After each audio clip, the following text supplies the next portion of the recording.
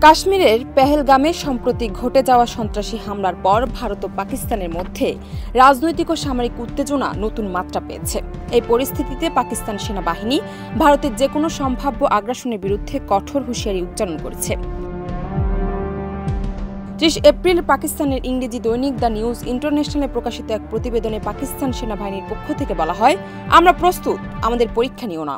সেনাবাহিনীর গণসংযোগ পরিদপ্তরের মহাপরিচালক লেফটেন্যান্ট জেনারেল আহমেদ শরীফ চৌধুরী জাতিকে আশ্বস্ত করে বলেন, দেশের প্রতিরক্ষা ব্যবস্থা সম্পূর্ণ প্রস্তুত রয়েছে এবং ভারতীয় আগ্রাসনের জবাব দিতে সেনাবাহিনী সম্পূর্ণ সক্ষম।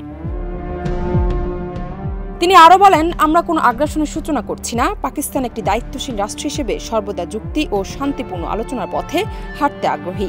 তবে যদি ভারত মনে করে সামরিক আগ্রাসনই সমাধান, তাহলে আমাদের বার্তা একটাই, আমরা প্রস্তুত। ডিজিআইএসপিআর জানান, ৩ বাহিনী, সেনাবাহিনী, নৌবাহিনী ও বিমান বাহিনী সমন্বিতভাবে সর্বোচ্চ প্রস্তুতি রয়েছে। দেশের প্রতিটি প্রান্তে তারা সক্রিয় এবং যে কোনো ধরনের হুমকি মোকাবিলায় সম্পূর্ণ প্রস্তুত।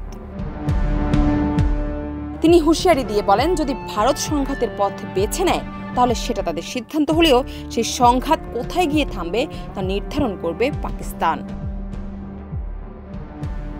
জান্নাত নিপু, দেশ রূপান্তর।